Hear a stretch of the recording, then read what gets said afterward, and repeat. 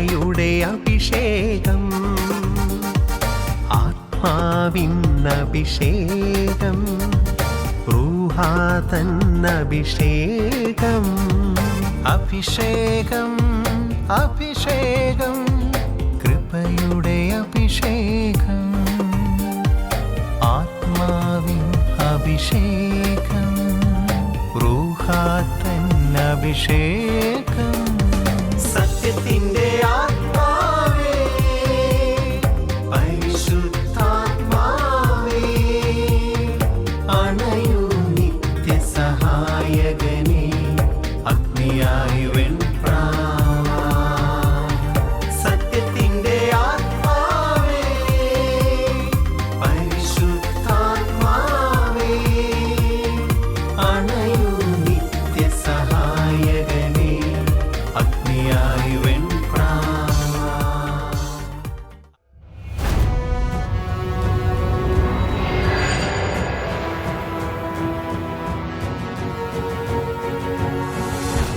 സ്നേഹമുള്ളവരെ, പരിശുദ്ധ ദിവ്യകാരുണ്യത്തിൻ്റെ മുമ്പിലിരുന്ന് ദിവ്യകാരുണ്യേശോയെ കണ്ടുകൊണ്ട് നമ്മൾ കാണുന്നതിനേക്കാൾ അപ്പുറത്ത് നമ്മൾ ഓരോരുത്തരെ കാണുന്ന ദൈവത്തിൻ്റെ മുമ്പിൽ ഇരുന്നു കൊണ്ട് നമ്മൾ അവിടുത്തെ തിരുവചനം ശ്രവിക്കാനായിട്ട് പോവാണ്. നമ്മുടെ ജീവിതത്തിൻ്റെ എല്ലാ മേഖലകളെ പുതുക്കി പണിയാൻ ദൈവം ആഗ്രഹിക്കുമ്പോൾ അതിന് വിട്ടുകൊടുക്കാൻ കഴിവുള്ളവരായി നമ്മൾ മാറിയാൽ അവിടെ ദൈവത്തിൻ്റെ വലിയ ശക്തമായ ഇടപെടൽ പ്രവൃത്തികൾ നമുക്ക് അനുഭവിക്കാനായിട്ട് പറ്റും. നിയമാവർത്തന പുസ്തകത്തിൻ്റെ 6-ാം അധ്യായത്തിൻ്റെ 4ഉം 5ഉം വചനം 6ഉം 6ാമത്തെ വചനവും നമുക്ക് ഒന്ന് ശ്രവിക്കാം. നിയമാവർത്തന പുസ്തകം 6-ാം അധ്യായത്തിൽ 4ഉം 5ഉം 6ഉം തിരുവചനം നമുക്കൊന്ന് ശ്രവിക്കാം. നിങ്ങൾ ശ്രദ്ധിച്ച് കേൾക്കണേ. ഇസ്രായേലേ കേൾക്കുക, നമ്മുടെ ദൈവമായ കർത്താവ് ഒരേ ഒരു കർത്താവാണ്. നിങ്ങളുടെ ദൈവമായ കർത്താവിനെ പൂർണ്ണ ഹൃദയത്തോടും പൂർണ്ണ ആത്മാവോടും പൂർണ്ണ ശക്തിയോടും കൂടി സ്നേഹിക്കണം. ഞാൻ ഇന്ന് കൽപ്പിക്കുന്ന ഈ വചനങ്ങൾ നിങ്ങളുടെ ഹൃദയത്തിലുണ്ടായിരിക്കണം. ജാഗരൂകതയോടെ അവ നിങ്ങളുടെ മക്കളെ പഠിപ്പിക്കണം.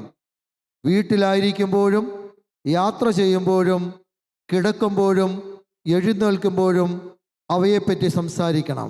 സഹോദരങ്ങളെ, ഇവിടെ ഇരിക്കുന്ന നമുക്ക് ഓരോരുത്തർക്കും മാത്രമല്ല, ഇവിടെ ഇരിക്കുന്ന അപ്പനോടും അമ്മയോടും ചാച്ചനോടും അമ്മയോടും കർത്താവ് പറഞ്ഞ ഒരു കാര്യം, സകലരോടും കർത്താവ് പറഞ്ഞ ഒരു കാര്യം, തിരഞ്ഞെടുക്കപ്പെട്ട എൻ്റെ പ്രിയപ്പെട്ട ജനമേ, ഇസ്രായേലേ, നമ്മളെ വിളിച്ചത് അങ്ങനെയാണ്. തിരഞ്ഞെടുക്കപ്പെട്ടവരെ, ശരിയാണ്, നമ്മളൊക്കെ തിരഞ്ഞെടുക്കപ്പെട്ടവരാണ്. ഇവിടെ ഇരിക്കുന്ന നിങ്ങൾ ഓരോരുത്തരും തിരഞ്ഞെടുക്കപ്പെട്ടവരാണ്. കുടുംബജീവിതത്തിലേക്ക് തിരഞ്ഞെടുക്കപ്പെട്ടവരാ. അച്ഛൻ ഇവിടെ നിൽക്കുമ്പോൾ ഞാൻ തിരഞ്ഞെടുക്കപ്പെട്ടു പൗരോഹിത്യത്തിലേക്ക്. എൻ്റെ പ്രിയപ്പെട്ടവരെ, അപ്പൊ കർത്താവ് പറയാ, തിരഞ്ഞെടുക്കപ്പെട്ട എൻ്റെ ജനമേ, നിങ്ങൾ ഒരു കാര്യം ചെയ്താൽ മതി. നമ്മളോട് കർത്താവ് പറഞ്ഞത് നിങ്ങൾ ഒരു കാര്യം ചെയ്താൽ മതി. പ്രധാനപ്പെട്ട ഒരു കാര്യമാണ്. നിങ്ങൾ ചെയ്യേണ്ട ഒരു കാര്യം, നിങ്ങൾ എന്നെ സ്നേഹിക്കണം. നിങ്ങൾ എന്നെ സ്നേഹിക്കണം. നിങ്ങൾ വെറുതെ എന്നെ സ്നേഹിച്ചാൽ പോരാ. നിങ്ങൾ എന്നെ പൂർണ്ണ ഹൃദയത്തോടെ, പൂർണ്ണ മനസ്സോടെ, പൂർണ്ണാത്മാവോടെ, സർവശക്തിയോടെ നിങ്ങൾ എന്നെ സ്നേഹിക്കണം. സഹോദരങ്ങളെ, അതിൻ്റെ അർത്ഥം ദൈവമായ കർത്താവ് തന്നെ തിരഞ്ഞെടുക്കപ്പെട്ട ഇസ്രായേൽ ജനത്തോട് പറഞ്ഞ ഒരു കാര്യം, എൻ്റെ പ്രിയപ്പെട്ട തിരഞ്ഞെടുക്കപ്പെട്ട ജനമേ, നിങ്ങൾക്ക് വഴിതെറ്റാതിരിക്കണമെങ്കിൽ, നിങ്ങളുടെ കാലുകൾ ഇടറാതിരിക്കണമെങ്കിൽ, നിങ്ങൾക്ക് തെറ്റുപറ്റാതിരിക്കണമെങ്കിൽ നിങ്ങളൊരൊറ്റ കാര്യം ചെയ്താൽ മതി. നിങ്ങളുടെ ജീവിതത്തിൽ 1-ാം സ്ഥാനം എനിക്ക് തരണം. ദൈവം ആവശ്യപ്പെടുകയാണ്. ദൈവം ചോദിക്കുകയാണ്. ദൈവം ചോദിക്കുക, ഇവിടെ ഇരിക്കുന്ന നിന്നോടും എന്നോട് ദൈവം ചോദിക്കുക, നിങ്ങളുടെ ജീവിതത്തിൽ ഒന്നാം സ്ഥാനം ഇന്ന് വരെ നിങ്ങൾ ഭാര്യയ്ക്ക് കൊടുത്തു, ഭർത്താവിന് കൊടുത്തു, അപ്പനും അമ്മയ്ക്കും കൊടുത്തു, മകനും മകൾക്കും നിങ്ങൾ കൊടുത്തു. ഈ ഭൂമിയിൽ ജോലിക്ക് കൊടുത്തു ഒന്നാം സ്ഥാനം, പണത്തിന് ഒന്നാം സ്ഥാനം കൊടുത്തു, കൃഷിക്ക് ഒന്നാം സ്ഥാനം കൊടുത്തു.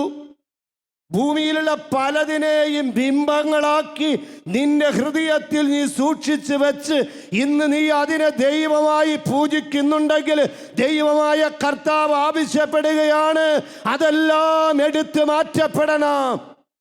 എന്നിട്ട് നീ എന്നെ സ്നേഹിക്കണം. ഒന്നാം സ്ഥാനം നീ എനിക്ക് തരണം. നിന്റെ ജീവിതത്തിൽ ഒന്നാം സ്ഥാനം എനിക്ക് തരണം. അതിനെന്താ വേണ്ടത്? നീ എന്നെ സ്നേഹിക്കണം. അപ്പനേക്കാൾ, അമ്മയേക്കാൾ, ഭാര്യയേക്കാൾ, ഭർത്താവിനേക്കാൾ, മകനേക്കാൾ, മകളേക്കാൾ, ജോലിയേക്കാൾ, കൃഷിയേക്കാൾ, പണത്തേക്കാൾ, ഈ ഭൂമിയിലുള്ള സ്ഥാപനത്തേക്കാൾ, പ്രസ്ഥാനത്തേക്കാൾ എല്ലാറ്റിനുപരിയായി നീ എന്നെ സ്നേഹിക്കണം. നീ എനിക്ക് ഒന്നാം സ്ഥാനം നിന്റെ ജീവിതത്തിൽ തരണം. അവിടെ ഉയർച്ച വരും, അവിടെ അത്ഭുതങ്ങൾ നടക്കും. മത്തായിയുടെ സുവിശേഷം 6-ാം അധ്യായത്തിൻ്റെ 33-ാമത്തെ വചനം ഇതിന് ഈ ഒരു കാര്യത്തെ അടിവരയിട്ട് ഓർമ്മിപ്പിക്കുക. വിശുദ്ധ മത്തായിയുടെ സുവിശേഷം 6-ാം അധ്യായത്തിൻ്റെ 33-ാമത്തെ വചനത്തിൽ നമ്മൾ ഇങ്ങനെ വായിക്കുന്നുണ്ട്, ശ്രദ്ധിക്കാം. നിങ്ങൾ ആദ്യം അവിടുത്തെ രാജ്യവും അവിടുത്തെ നീതിയും അന്വേഷിക്കുക, അതോടൊപ്പം മറ്റുള്ളവയെല്ലാം നിങ്ങൾക്ക് ലഭിക്കും. പ്രിയപ്പെട്ട സഹോദരങ്ങളെ, എന്തോരു ശരിക്ക് പറഞ്ഞാൽ കർത്താവ് എത്രയോ ആഴപ്പെട്ട ഒരു ഫിലോസഫിയാ പറഞ്ഞതെന്നറിയാമോ? കർത്താവ് പറഞ്ഞത് നമ്മൾ നോക്കുമ്പോൾ വളരെ നിസ്സാരമായ കാര്യമാണ്, പക്ഷേ അതിൽ ആഴമായ ഒരു തത്വശാസ്ത്രം കിടക്കുന്നുണ്ട്. കർത്താവ് പറഞ്ഞത് എന്താണ്? നിങ്ങൾ ആദ്യം അവിടുത്തെ രാജ്യവും നീതിയും അന്വേഷിക്കുക, ബാക്കിയെല്ലാം അതോടൊപ്പം കൂട്ടിച്ചേർക്കപ്പെടും. എൻ്റെ പ്രിയപ്പെട്ട സഹോദരങ്ങളെ, എന്ന് വെച്ചാൽ എന്താ അർത്ഥം? നിങ്ങളാദ്യം നിങ്ങളുടെ ജീവിതത്തിൽ, നിങ്ങളുടെ കുടുംബത്തിൽ, നിങ്ങളുടെ മക്കളിൽ, നിങ്ങളുടെ സ്ഥാപനത്തിൽ, നിങ്ങളുടെ പ്രസ്ഥാനങ്ങളിൽ നിങ്ങൾ ഒന്നാം സ്ഥാനം എനിക്ക് തരണം. ആദ്യം നിങ്ങൾ അവിടുത്തെ രാജ്യം, നീതി അന്വേഷിക്കുക, ബാക്കിയെല്ലാം കർത്താവ് പറയാണ്, ബാക്കി കാര്യങ്ങളെല്ലാം അതോടൊപ്പം നിനക്ക് കൂട്ടിച്ചേർത്ത് തരും. നീയും ഞാനും ഈ ഭൂമിയിൽ ചെയ്യേണ്ട ഒറ്റ കാര്യം, അച്ഛൻ ഈ കഴിഞ്ഞ മാസത്തിലും അതിന് തൊട്ട് മുന്നത്തെ മാസങ്ങളിലായിട്ട് LSTP എന്ന് പറയുന്ന കോൺഗ്രിഗേഷനിൽ, ചങ്ങനാശ്ശേരി രൂപതയിൽ സ്ഥാപിതമായ LSTP കോൺഗ്രിഗേഷനിലെ സിസ്റ്റേഴ്സിനെ ധ്യാനിപ്പിക്കാനായിട്ട് പോയി. ആ സ്ഥാപനത്തിൻ്റെ കയറി ചെല്ലുമ്പോൾ തന്നെ നമുക്ക് ആദ്യം കാണുന്നത് നിത്യാരാധന ചാപ്പലാണ്. Come let us adore him എന്നാണ് എഴുതി വച്ചിരിക്കുന്നത്. വരുവിൻ, നമുക്ക് അവനെ ആരാധിക്കാം. ഹല്ലേലൂയ. ഒരുമിച്ച് പറയാ ഹല്ലേലൂയ. ഹല്ലേലൂയ. സന്തോഷമായിട്ട് പറഞ്ഞേ ഹല്ലേലൂയ. ഹല്ലേലൂയ. ഹല്ലേലൂയ. ഹല്ലേലൂയ. എൻ്റെ പ്രിയപ്പെട്ട സഹോദരങ്ങളെ, അത് കഴിഞ്ഞ് ശരിക്കും നമ്മൾ നോക്കുമ്പോൾ ഫസ്റ്റ് നമ്മൾ ഒരു ബിൽഡിങ്ങിൻ്റെ എന്താ പറയുക, പ്രധാനപ്പെട്ട സ്ഥലത്ത് എഴുതി വച്ചിരിക്കുന്നത്, നിങ്ങൾ ആദ്യം അവിടുത്തെ രാജ്യവും നീതിയും അന്വേഷിക്കുക, ബാക്കിയുള്ളതെല്ലാം അതോടൊപ്പം കൂട്ടിച്ചേർക്കപ്പെടും. അച്ഛൻ നോക്കുമ്പോൾ 200-ഓളം പേര് താമസിക്കുന്ന ഒരു കോൺവെൻ്റാണ്. സിസ്റ്റേഴ്സ് മാത്രമല്ല, പ്രിയപ്പെട്ടവരെ, ആർക്കും ഈ ഭൂമിയിൽ ആർക്കും വേണ്ടാത്ത മക്കളെ പരിപാലിക്കുന്ന, സംരക്ഷിക്കുന്ന സ്ഥാപനം നടത്തുന്ന സിസ്റ്റേഴ്സാണ് LSTP സിസ്റ്റേഴ്സ്, സന്യാസ സഭ. ആർക്കും വേണ്ടാത്തവർ, അംഗവൈകല്യങ്ങൾ വന്നു, ബുദ്ധിമാന്ദ്യങ്ങൾ സംഭവിച്ചു. പ്രിയപ്പെട്ടവരെ, ഇങ്ങനെയുള്ള മക്കളെ പരിചരിക്കുന്ന ഒരു മനോഹരമായ കാഴ്ച, അതിശയകരമായ കാഴ്ച. നല്ലതാണ്, നമ്മളൊക്കെ ഒന്ന് പോയി കാണുന്നത് നല്ലതാ. നമ്മളൊക്കെ കർത്താവിൻ്റെ എത്രയോ വിലപ്പെട്ടവരാണ്, മകനാണ് മകളാണെന്ന് ആ സ്ഥാപനത്തിൽ പോയി അവരെയൊക്കെ കാണുമ്പോൾ നമുക്ക് തിരിച്ചറിയാൻ പറ്റും. അപ്പം അവിടെ ചെല്ലുമ്പോൾ ഇത്രയും പേര് താമസിക്കുന്ന ഈ ബിൽഡിങ്ങിൻ്റെ അവിടെ ഒരു ഗേറ്റുമില്ല, ഒന്നുമില്ല. അപ്പം അച്ഛൻ പിന്നീട് തിരിച്ചറിഞ്ഞൊരു കാര്യം, ദൈവ പരിപാലനയിൽ നിൽക്കുന്ന ഒരു പ്രസ്ഥാനമാണ് ഈ കോൺവെന്റ്, ഈ ജനറലേറ്റ്. അതുകൊണ്ട് അതിന് ഗേറ്റ് വേണ്ട. കാരണം അതിനെ പരിരക്ഷിക്കുന്നത്, പരിപാലിക്കുന്നത് കർത്താവാണ്. പ്രിയപ്പെട്ടവരെ, അവർ പറയുന്ന ഒരു കാര്യമുണ്ട്. അവിടുത്തെ മദർ ചോറ് ഇല്ല ഭക്ഷിക്കാനായിട്ട്, പക്ഷേ വെള്ളം ചൂടാക്കിക്കോളാനായിട്ട് പറയാണ്. അരി ഇടാനായിട്ട് അരിയില്ല, പക്ഷേ വെള്ളം തിളപ്പിച്ചോ, സമയമാകുമ്പോൾ അരി നിങ്ങളുടെ പക്കലേക്ക് എത്തിക്കൊള്ളും. ദൈവത്തിൻ്റെ പരിപാലനയിൽ ഉള്ള ആശ്രയത്വം. അതിൽ പറഞ്ഞു വെക്കുന്ന ഒരു കാര്യം, സ്നേഹമുള്ളവരെ, ദൈവത്തിലുള്ള പരിപാലനയിലുള്ള ആശ്രയത്വം. വീണ്ടും അതിനെ ഒന്നുകൂടി ചിന്തിച്ചാൽ, കർത്താവിന് ഒന്നാം സ്ഥാനം കൊടുത്തു കഴിയുമ്പോൾ നിന്റെ ജീവിതത്തിലേക്ക് വേണ്ടത് മുഴുവനും കർത്താവ് കൂട്ടിച്ചേർത്ത് തരാം. കർത്താവ് കൂട്ടിച്ചേർത്ത് തരാം. നമ്മുടെ ധ്യാന കേന്ദ്രത്തിൽ ധ്യാനിക്കാനായിട്ട് വന്ന ഒരു സഹോദരൻ, ബെന്നി എന്ന് പേരുള്ള ഒരു സഹോദരൻ. പ്രിയപ്പെട്ട സഹോദരങ്ങളെ, കിഡ്നി വന്ന് ന്യൂമോണിയ ബാധിച്ച് കോഴിക്കോട് മെഡിക്കൽ കോളേജിൽ നിന്ന് ഉപേക്ഷിക്കപ്പെട്ട ഒരു വ്യക്തിയാണ് ഈ ബെന്നി എന്ന് പറഞ്ഞ സഹോദരൻ. മരണത്തിൻ്റെ മുഖം കണ്ട ഒരു മനുഷ്യനാണ് ഈ ബെന്നി എന്ന് പറഞ്ഞ സഹോദരൻ. പ്രിയപ്പെട്ടവരെ, കിഡ്നി രോഗം മാത്രമല്ല, 36 വർഷമായിട്ട് ക്രോണിക്കായ ആസ്മാരോഗം ബാധിച്ച ഒരു മനുഷ്യനാണ് ഈ ബെന്നി എന്ന് പറഞ്ഞ മനുഷ്യൻ. നിങ്ങൾ മനസ്സിലാക്കേണ്ട ഒരു കാര്യം, പനി മാറിയതോ ജലദോഷം പോയതോ കാലുവേദന പോയതല്ല. 36 വർഷമായി ക്രോണിക്കായ ആസ്മാരോഗത്തിൻ്റെ പിടിയിൽ അമർന്ന ഒരു മനുഷ്യൻ. മൂന്നാമത്തെ അദ്ദേഹത്തിൻ്റെ സാക്ഷ്യം, പ്രിയപ്പെട്ട സഹോദരങ്ങളെ, 30 വർഷമായിട്ട് അദ്ദേഹത്തിൻ്റെ ഒരു ചെവി പഴുത്ത്, ചെവിയെല്ലാം പൊട്ടിയൊലിച്ച്, കേൾവിയൊക്കെ നഷ്ടപ്പെട്ട് ഒരു മൂളിച്ച മാത്രം കേൾക്കാം. അങ്ങനെ ഇരുന്ന മനുഷ്യനാ. 30 വർഷമായതാ, 1-2 വർഷമായതല്ല. അവിടെ ധ്യാനത്തിൽ വന്ന് അവൻ കർത്താവിനെ കണ്ടു, അവൻ കർത്താവിനെ കേട്ടു, അവൻ കർത്താവിനെ തൊട്ടു. അതിനേക്കാൾ ഉപരി കർത്താവ് അവനെ തൊട്ടു. എൻ്റെ പ്രിയപ്പെട്ട സഹോദരങ്ങളെ, അവസാനം പ്രാർത്ഥിക്കുന്ന സമയത്ത് കർത്താവ് നിനക്ക് ഒരു നല്ല ഭവനം നൽകി അനുഗ്രഹിക്കുന്നു. ഭവനം പണിയാനായിട്ട് എവിടെയോ പൈസയൊന്നുമില്ല. പൈസ ഇനി വൈഫ് ഹൗസിൽ നിന്ന് കൊണ്ടുവരാമെന്ന് വിചാരിച്ചാൽ വൈഫ് ഹൗസിൽ നിന്നൊന്നും വരാനായിട്ടില്ല. പ്രിയപ്പെട്ട സഹോദരങ്ങളെ, എന്നാൽ അത്ഭുതകരം, അതിശയകരം എന്ന് പറയാം, കർത്താവിൽ ഒന്നാം സ്ഥാനം കൊടുത്ത് ജീവിക്കാൻ ഒരു വ്യക്തി, ഒരു കുടുംബം തുടങ്ങുമ്പോൾ ആ കുടുംബത്തിലേക്ക് ദൈവത്തിൻ്റെ അത്ഭുതകരമായിട്ടുള്ള കടന്നുവരവ് കാണാൻ പറ്റും. അതിലൊരു കുടുംബമാണ് ഈ സഹോദരൻ്റെ കുടുംബം. പ്രിയപ്പെട്ടവരെ, അദ്ദേഹത്തിൻ്റെ വീട്ടിലേക്ക് കോഴിക്കോടുള്ള ചാരിറ്റി സിസ്റ്റേഴ്സ് അദ്ദേഹത്തിൻ്റെ വീട്ടിലേക്ക് ഒരു ദിവസം വരാം. അവിടുത്തെ പ്രൊവിൻഷ്യലൊക്കെ ഒരുമിച്ച് ഇദ്ദേഹത്തിൻ്റെ വീട്ടിലേക്ക് വരുന്നു. അച്ഛൻ ചുരുക്കി പറയാണ്, ഇവരായിട്ട് സംസാരിക്കുന്നു. ഇവൻ്റെ വീടൊക്കെ കണ്ടു. അപ്പോൾ ഭയങ്കര പഴയ വീട്, ഓടിട്ട വീട്. പ്രിയപ്പെട്ട സഹോദരങ്ങളെ, ഇവൻ്റെ ഭാര്യ ഇവനൊക്കെ ആയിട്ട് സംസാരിച്ചു.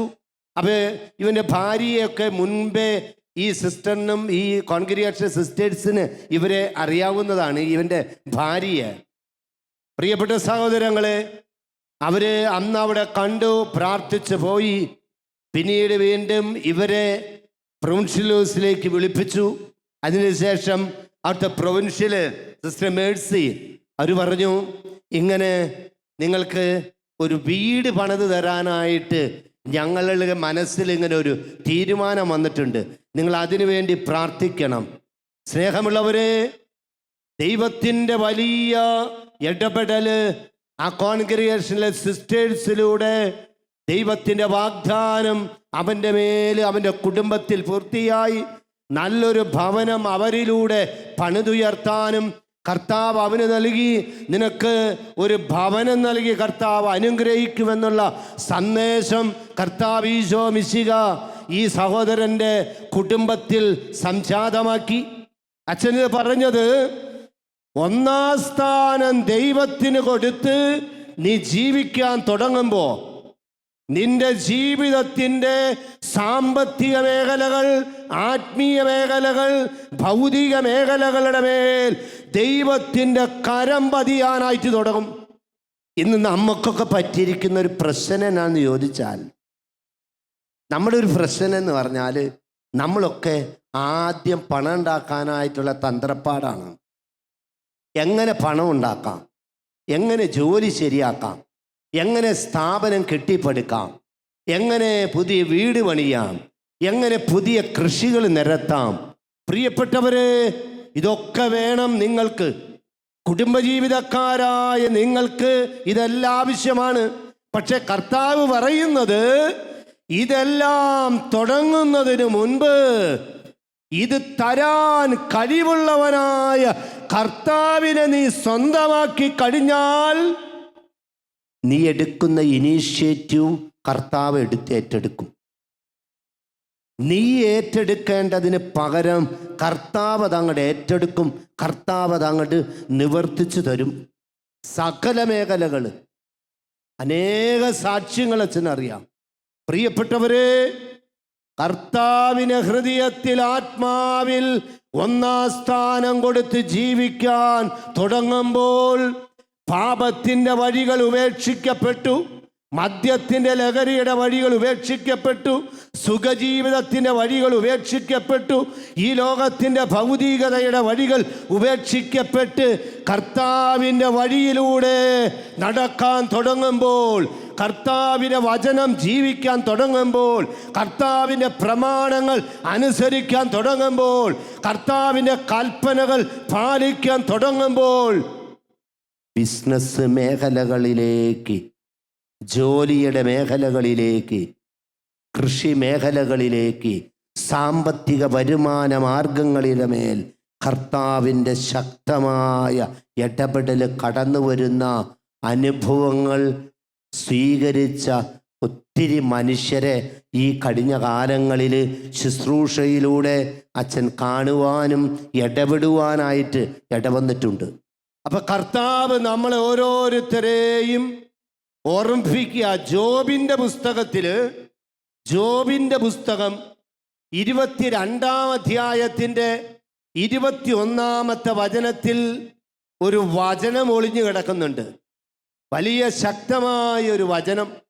ജോബിൻ്റെ പുസ്തകം 22-ാം അധ്യായം 21-ാം തിരുവചനം ശ്രദ്ധിക്കണേ.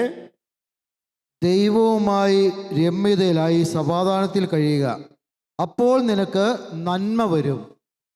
ദൈവവുമായി രമ്യതയിലായി സമാധാനത്തിൽ നീ കഴിയുമ്പോൾ നിനക്ക് നന്മ കൈവരും. പ്രിയപ്പെട്ട ദൈവമക്കളെ, ഇന്ന് നമ്മളിവിടെ ഇരിക്കുമ്പോൾ നമ്മുടെ ജീവിതം ദൈവത്തിൻ്റെ മുമ്പിൽ സമർപ്പിച്ച് നമ്മുടെ ജീവിതം ദൈവവുമായി ഒന്ന് തിരുമുമ്പിൽ ആത്മപരിശോധനയ്ക്ക് വിധേയമാക്കുമ്പോൾ എനിക്ക് ദൈവവുമായിട്ട് എൻ്റെ ബന്ധം എവിടെയാണ്? ദൈവവുമായിട്ടുള്ള എൻ്റെ ബന്ധം. ഇന്ന് നമ്മൾ ഭയങ്കര ആകുലരും ഉത്കണ്ഠാകുലരുമാണ്.